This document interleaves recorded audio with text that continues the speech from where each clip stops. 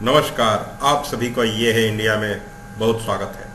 आज आपके लिए बहुत ही रोचक एवं रहस्यमय जानकारी लेकर उपस्थित हुए हैं जो निश्चित ही आपके रोंगटे खड़ा कर देगा। ये एक साधक के साथ घटी घटना का विवरण है जो कि तिब्बत में उसके साथ घटी थी। तो आपका कीमती समय न लेते हुए शुरू करते हैं। तिब्बत शुरू से ही रहस्यमय देश रहा है। आज भी लोग इससे पूरी तरह परिचित नहीं हैं। अपरिचित होने का एकमात्र कारण है उसकी दुर्गमता। दक्षिण और पश्चिम की ओर से तिब्बत हिमालय की दुर्गम पर्वतमालाओं से घिरा हुआ है। ल्हासा से 100 मील की दूरी पर जो विशाल भूमि है वह तिब्बत को और भी दुर्गम और रहस्यमय बनाए हुए है। यह संसार का सर्वोच्च पठार है। समुद्र की सतह से इसकी ऊंचाई लगभग 16,500 फुट है। यही कारण है कि साल में 8 महीने तिब्बत की भूमि बर्फ से ढकी रहती है। तिब्बत जाने के लिए 2 रास्ते हैं, पहला कश्मीर होकर और दूसरा है दार्जिलिंग होते हुए। इन दोनों रास्तों से तिब्बत की दूरी 360 मील है। 20-20 हजार फुट ऊंची जोतों को पार करके 1 महीने में ल्हासा पहुंचा जा सकता है। तिब्बत बौद्ध धर्मावलंबी देश है। योग और तंत्र मंत्र की गोपनीयता और साधना की दृष्टि से वह अत्यंत रहस्यमय क्षेत्र है। वहां कम से कम 600-700 बौद्ध मठ हैं। कुछ मठ तो इतने बड़े हैं कि उनमें हजार से अधिक बौद्ध भिक्षु निवास करते हैं। वहां कुछ तांत्रिक मठ भी हैं, विशेषतः कापालिक तांत्रिकों के। आदि शंकराचार्य द्वारा प्रताड़ित और वैदिक धर्म से प्रभावित तात्कालीन कापालिक संप्रदाय के आचार्यों ने उन मठों की स्थापना अपने धर्म संप्रदाय और साधना की गोपनीयता की रक्षा के लिए की थी। वे मठ तिब्बत के उत्तरी प्रांत में हिमालय की दुर्गम घाटियों में हैं, जहां साधारण लोगों का पहुंचना कठिन ही नहीं बल्कि असंभव भी है। वैदिक धर्म और संस्कृति के समान ही तांत्रिकों का भी धर्म और संस्कृति है। तांत्रिक साधना अत्यंत गुप्त और रहस्यमय है। वह एकमात्र शक्ति साधना है। उसका आंतरिक रूप पूरी तरह से योग पर आधारित है। तांत्रिक साधना के कुल 16 मार्ग हैं। उन्हीं में से एक है कापालिक साधना मार्ग। इस मार्ग के साधक शक्ति के साथ शिव के भी भक्त होते हैं। विपरीत रीति काली इनकी इष्ट देवी होती हैं। वे लाल वस्त्र पहनते हैं, सिर पर जटाजूट रखते हैं, मस्तक पर लाल सिंदूर का गोल टीका और त्रिपुंड धारण करते हैं। गले में रुद्राक्ष की माला के साथ नरमुंड भी पहनते हैं। उनका सांप्रदायिक चिन्ह भी नरमुंड ही है। वे अपनी साधना पंचमकार से करते हैं। उनके तांत्रिक अनुष्ठान में नरबलि का विशेष महत्व होता है। इसी प्रकार सभी तांत्रिक साधनाओं में शव साधना का विशेष महत्व है और तिब्बत इस साधना का प्रमुख केंद्र है। तिब्बत के जिस रहस्यमय मठ का वृतांत मैं आपको सुनाने जा रहा हूं उसमें नरबलि और शव साधना दोनों होती थी। वह मठ एक प्रकार से उग्र और उन्मत्त कापालिकों का रहस्यमय केंद्र था। योग तंत्र की रहस्यमयी एवं गोपनीय साधनाओं से परिचित होने तथा वहां प्रच्छन्न रूप से निवास करने वाले उच्च कोटि के योगियों और तांत्रिकों से भी परिचित होने के लिए मैंने तिब्बत की जीवन मरणदायिनी हिम यात्रा की थी। कुल 3 वर्ष तिब्बत में रहा। इस अवधि में मैंने जो अनुभव किया और जो कुछ देखा सुना, यदि वह सब यहाँ लिपिबद्ध करूं तो सचमुच महाभारत जैसा एक ग्रंथ तैयार हो सकता है। फिर भी तिब्बत में मेरे पथ प्रदर्शक थे एक तांत्रिक लामा। उनका नाम था डुप्पा लामा। मेरा परिचय ग्याची में उनसे हुआ था। उस समय ग्याची में ब्रिटिश सरकार का एक प्रतिनिधि रहा करता था। डुप्पा लामा ने काफी प्रयत्न करके मुझे तिब्बत में प्रवेश करने की अनुमति दिलाई। जब मैंने तिब्बत की हिम भूमि पर पैर रखा उस समय सारे शरीर में एक सिहरन सी दौड़ गई थी। चारों तरफ मीलों ऊंची हिमालय की चोटियां खड़ी थी। आसमान को चुनौती देती हुई क्षितिज की ओर फैला हुआ दुर्गम हिमाच्छादित पहाड़ी इलाका, जिसे देखकर मन ही मन आतंक की अनुभूति होती थी। सामने मीलों तक फैली हुई हिम घाटी और उसके बाद बर्फ से ढकी चोटियां, जिनकी पृष्ठभूमि में था सुंदर नीला आकाश। अद्भुत दृश्य था। डुप्पा लामा ने कहा, इस घाटी के बाद पहाड़ों की तलहटी में वह मठ है जिसकी आपने चर्चा की थी। उसका नाम वासुकी मठ है। कभी यह भयंकर कापालिकों की गुप्त साधना का केंद्र था, मगर अब पिछले 200 वर्षों से वीरान पड़ा है। उसमें न कोई रहता है न कोई साधना उपासना ही होती है।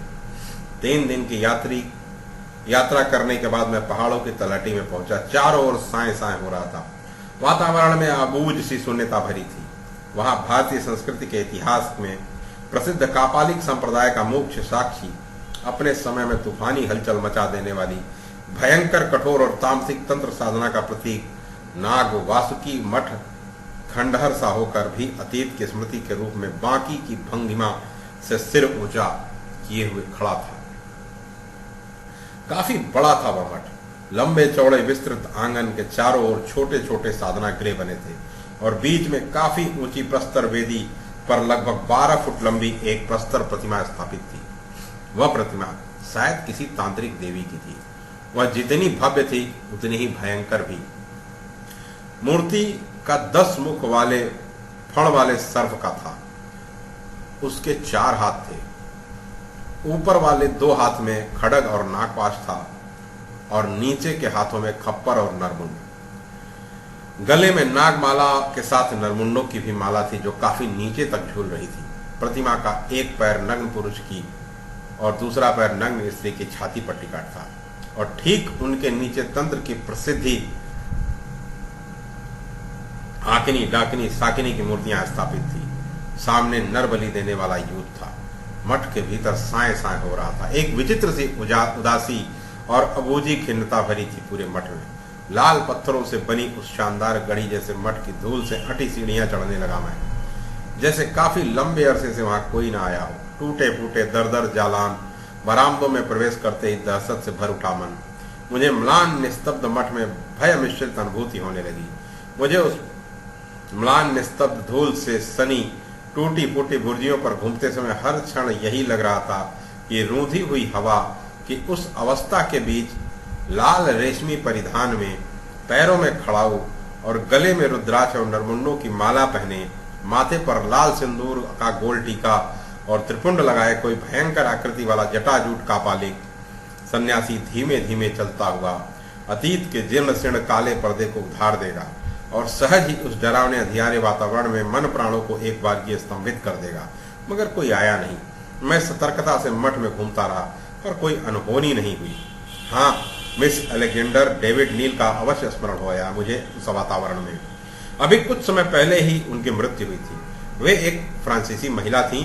भिखारिन का भेष धारण कर सन 1910 में उन्होंने तिब्बत में प्रवेश किया था। फिर 15 वर्ष तक वह यहीं रही। मिस नील ने उस यात्रा और अनुभवों का वर्णन अपनी पुस्तक माई जर्नी टू ल्हासा में किया है। मिस नील हिंदू धर्म और संस्कृति के प्रति अत्यधिक आकर्षित थी। मेरा परिचय उनसे वाराणसी में उस समय हुआ जब वे वाराणसी के प्रसिद्ध रामायणी श्री विजयानंद त्रिपाठी से रामायण पढ़ने के लिए आई। उसके बाद मैं कई बार दार्जिलिंग और कलकत्ता में उनसे मिला। सच तो यह है कि मैंने भी मिस नील से प्रेरित होकर तिब्बत की यात्रा की थी। चलते समय मिस नील ने मुझे बताया कि तिब्बत में कुछ ऐसे मठ हैं जो सुनसान और निर्जन हैं, मगर वे अभी भी सूक्ष्म शरीरधारी तांत्रिकों की अदृश्य साधना के उपासना के केंद्र बने हुए हैं।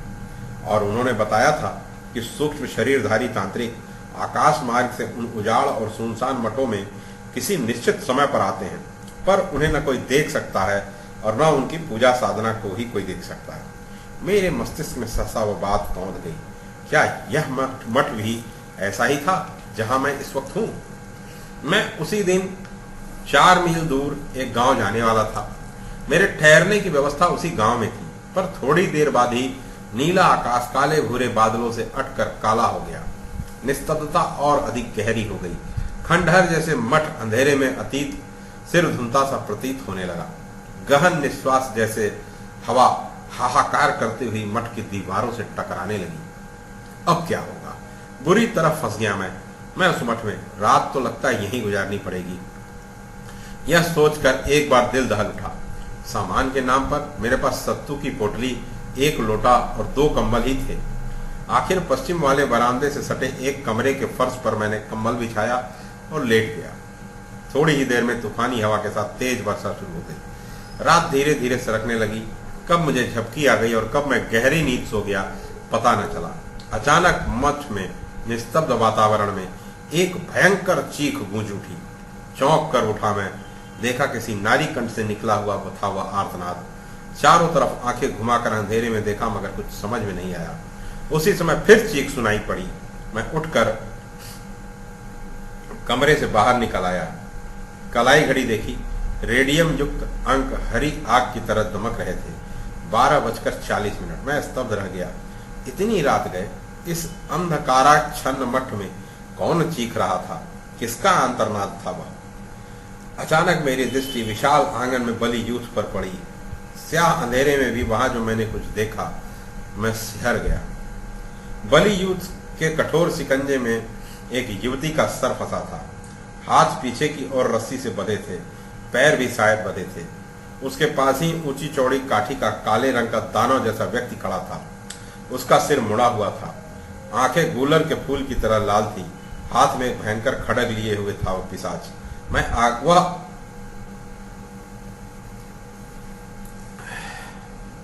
मैं आगे बढ़ता, इससे पहले ही वो भयंकर दृश्य मेरी आंखों के सामने से गायब हो गया और उसकी जगह दप्प से चारों ओर प्रकाश हो गया। ऐसा लगा मानो सहसा 100 वाट के कई बल्ब जल उठे हों। थोड़ी देर बाद उस प्रकाश में एक दूसरा दृश्य उभरा। बहुत ही विचित्र और अविश्वसनीय था वह दृश्य। लंबे चौड़े विशाल आंगन में चारों तरफ लाल रंग की कालीन बिछी थी, जिस पर 50 की संख्या में जटाजूट धारी कापालिक सन्यासी बैठे हुए थे। उन सबके गलों में नरमुंड मालाएं थीं, मस्तक पर लाल सिंदूर के टीके लगे थे। ऐसा लग रहा था कि मानो सभी ने गले तक शराब पी रखी हो। कोई किसी से बोल नहीं रहा था, पर अपनी जगह नशे में सभी झूम रहे थे। सहसा मठ के किसी कोने में रखा नगाड़ा बजने लगा। बड़ी भयंकर आवाज थी नगाड़े की। सारे शरीर में रोमांच हो आया। फिसलती हुई मेरी तांत्रिक देवी की आंखें जो है भयंकर प्रतिमा की ओर चली गई। देखा तो प्रतिमा अब अलंकृत थी। रंग बिरंगे फूलों वस्त्रों से उसे खूब सजाया गया था। उस समय देवी के मुखमंडल पे विचित्र सा तेज दमक रहा था। उनके क्रूर भयावने नेत्र मुझे सजीव लगने लगे। सहसा जान पड़ा मानो उस प्रस्तर प्रतिमा के होंठ भी फड़क रहे हों और वह किसी भी क्षण बोल सकती हो। प्रतिमा के सामने ठीक एक बड़ा सा त्रिकोण हवन कुंड बना था, जिसमें अग्नि प्रज्वलित थे। कुंड के चारों तरफ बैठे भयानक शकल के कापालिकों के होठ इस प्रकार हिल रहे थे जैसे वे कोई मंत्र पढ़ रहे हों। बीच बीच में हवन कुंड में मदिरा से सने मांस के टुकड़ों की आहुति भी छोड़ते जा रहे थे। कुंड से लाल लाल लपटें निकल रही थी और वायुमंडल में जलते हुए कच्चे मांस की दुर्गंध फैल रही थी। समीप ही भयंकर आकार प्रकार का एक लंबा सा खड्ग भी रखा हुआ था। एकाएक मुझे चेत आया, बाप रे, ये तो कापालिकों का भैरवी पूजा और नरबली का ढंग है। मैंने चीखना चाहा मगर कंठ से आवाज नहीं निकली। गुमसुम खड़ा रह गया मैं अपनी जगह पर। सहसा नगाड़े की भयंकर आवाज और तेज हो गई। उसके साथ ही मठ के फाटक पर शोरगुल सुनाई पड़ा। उधर देखा तो एक सजी हुई पालकी भीतर आ रही थी, जिस पर रत्न जड़ित रेशमी पर्दा पड़ा हुआ था। कौन होगा इस मूल्यवान पालकी में? फिर सोचा होगा कोई कापालिकों का गुरु, मगर नहीं, मेरा भ्रम टूट गया। हवन कुंड के पास लाकर पालकी जमीन पर रख दी गई। हे भगवान, मैं ये क्या देख रहा था? पालकी का रेशमी पर्दा धीरे से हटा। उसमें से एक युवती बाहर निकली। उसकी उम्र 18 वर्ष से अधिक नहीं थी। अनिद्य सुंदरी थी वह। इतना रूप, इतना अनिर्वचनीय सौंदर्य ऐसा किसी एक ही नारी में हो सकता है, मैंने कल्पना भी नहीं की थी। पालकी से निकलकर युवती ने एक बार चारों तरफ देखा, फिर हवन कुंड के सामने रखे मखमल के आसन पर बैठ गई। कुमारी सी च्यांग की जय। सभी कापाली एक साथ बोल पड़े। कहाँ की राजकुमारी है यह? समझ नहीं आया। कापालिकों की तांत्रिक क्रियाओं से पहले मैं कुछ परिचित था। उनकी साधना विधि मैंने कहीं किसी ग्रंथ में पढ़ी थी, इसलिए समझने में देर नहीं लगी। कापालिकों की भैरवी पूजा ही थी वह। राजकुमारी सी च्यांग की तांत्रिक विधि से पूजा होने लगी। पूजा के बाद वहां एक बड़ा सोने का घड़ा लाकर रखा गया। उस घड़े में सुरा भरी हुई थी। प्रधान कापालिक ने उसमें से स्वर्ण पात्र से सुरा निकालकर राजकुमारी को दिया और पीने का आग्रह किया। राजकुमारी धीरे धीरे मदिरा पी गई। उसके बाद सब कापालिकों ने एक एक साथ सुरा पान किया। अंत में खड्ग की पूजा हुई। फिर बलि यूथ पर घी का दीप जला दिया गया। सहसा लंबा चौड़ा भयंकर आकृति वाला व्यक्ति राजकुमारी के पीछे आकर खड़ा हो गया। उसने देखते ही देखते राजकुमारी सी च्यांग के दोनों हाथों को पीछे की ओर कसकर बांध दिया। एकाएक राजकुमारी के मुख से कातर चीख निकली और वह नगाड़े की आवाज में डूब गई। अपने को बंधन मुक्त करने के लिए वो बराबर छटपटा रही थी, लेकिन निष्फल रही। फिर राजकुमारी को जबरदस्ती लाकर बलि यूथ के सामने खड़ा कर दिया गया और उसका सिर शिकंजे में फंसा दिया गया। मैं समझ गया कि राजकुमारी को धोखा देकर लाया गया है, अब उसकी बलि दी जाएगी। अब मेरे सामने पहले वाला दृश्य था। राजकुमारी बराबर चीख रही थी, विलाप कर रही थी। उसके करुण क्रंदन से वातावरण गूंज रहा था, मगर उसे कोई सुनने वाला मेरे अलावा वहां कोई और न था। सभी कापालिक उन्मत्त होकर नाच रहे थे और घड़े से निकाल निकाल कर सुरा पी रहे थे। यह बीभत्स और तामसिक दृश्य देखकर मेरे सारे शरीर में सिहरन समा गई। एकाएक मैं चीख पड़ा और चिल्ला पड़ा, छोड़ दो राजकुमारी को। मगर मेरी ओर किसी ने ध्यान नहीं दिया। अब क्या किया जाए? मैं असहाय की तरह राजकुमारी को देखता रहा। इतने में बलि देने वाला दानव भी वहां आकर खड़ा हो गया। उसके हाथ में चमचमाता हुआ भयंकर खड़ग था। उसने राजकुमारी के मस्तक का स्पर्श किया, फिर उसे प्रणाम किया। राजकुमारी के भय विस्फारित नेत्रों में जाने कितनी कातरता थी, जैसे वह नेत्रों की मुख भाषा में कह रही हो, मुझे क्यों मार रहे हो? मैंने क्या बिगाड़ा है तुम लोगों का? तंत्र मंत्र के नाम पर एक निस्सहाय युवती की बलि देकर आखिर तुमने कौन सा स्वर्ग में फल मिलेगा? अब मुझसे रहा नहीं गया। आखिर में मैं दौड़कर राजकुमारी के पास पहुंचा और उसकी बलि का विरोध करने लगा। मैं किस प्रेरणा और किस शक्ति का विरोध कर रहा था, मुझे स्वयं भी ज्ञात नहीं था। एक कापालिक सन्यासी जो अन्य कापालिकों का गुरु लगता था, झुककर मेरी ओर देखने लगा। उसके नेत्र लाल और खिंचे हुए थे, नाक तिरछी थी, गले की हड्डियां उभरी हुई थी। वह झुककर मेरी तरफ देखने लगा तो मैं टकटकी बांधे उसकी तरफ देखता रह गया। उसने भी मुझे सिर से पैर तक निहारा, फिर बलि देने वाले व्यक्ति को कोई इशारा दिया, जिसका परिणाम तुरंत सामने आया। मन प्राण को कपा देने वाला भयंकर आर्तनाद गूंज उठा। वातावरण में फिर जो दृश्य देखा वह अत्यंत लोमहर्षक और हृदय विदारक था।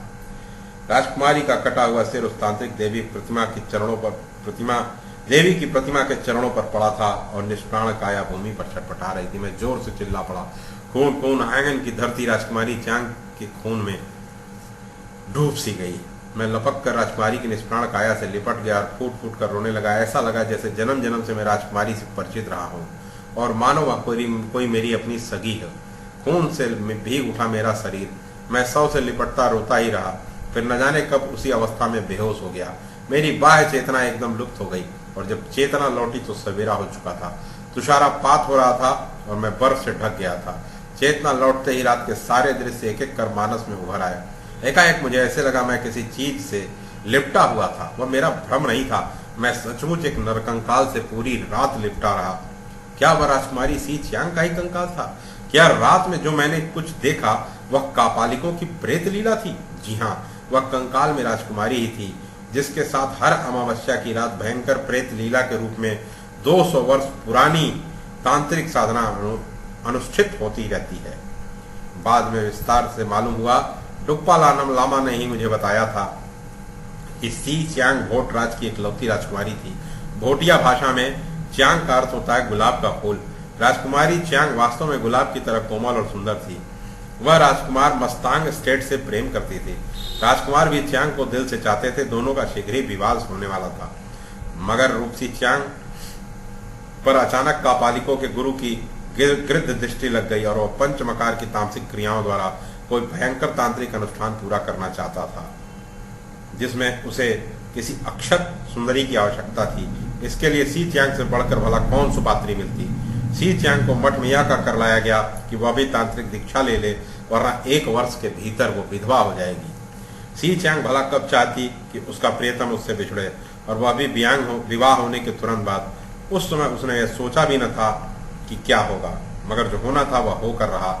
राजकुमारी को तंत्र मंत्र के नाम पर 10 फण वाली सर्वमुखी देवी के सामने उसकी बलि दे दी गई। कापालिकों को सिद्धि मिली या नहीं ये तो पता नहीं, मगर मुझे राजकुमारी का 200 साल पुराना कंकाल जरूर मिल गया। मेरे लिए उस कंकाल का बड़ा महत्व था। पुरातत्व की दृष्टि से भी उसका कम महत्व और मूल्य नहीं था, इसलिए किसी भी तरह मैं उसे अपने साथ ले आया। उस समय क्या मैं जानता था कि कितनी विषम परिस्थिति में पड़ने वाला हूं? नहीं तो उस कंकाल को कदापि नहीं लाता। जब मैंने उसे लिए हुए तिब्बत की सीमा लांघकर भारत में प्रवेश किया तो उसी क्षण कहीं नियति ने अदृश्य रूप से ठहाका लगाया। कापालिकों के गुरु जिसने राजकुमारी की बलि दी थी की अतृप्त आत्मा मेरे पीछे पड़ गई।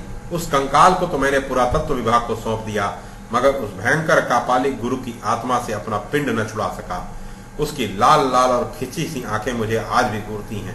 न चाहते हुए और न मांगते हुए भी वह रौद्र दानव रूपी कापालिक मुझे तमोमयी तांत्रिक शक्ति प्रदान करता रहता है, मगर उसके बदले न चाहते हुए भी मुझे शराब पीनी पड़ती है। वह सब दीर्घ काल से चलता चला आ रहा है। अब तो मेरा शरीर भी जर्जर हो गया है, फेफड़े भी खराब हो गए हैं, यक्ष्मा के जानलेवा भयंकर रोग से पीड़ित हूं।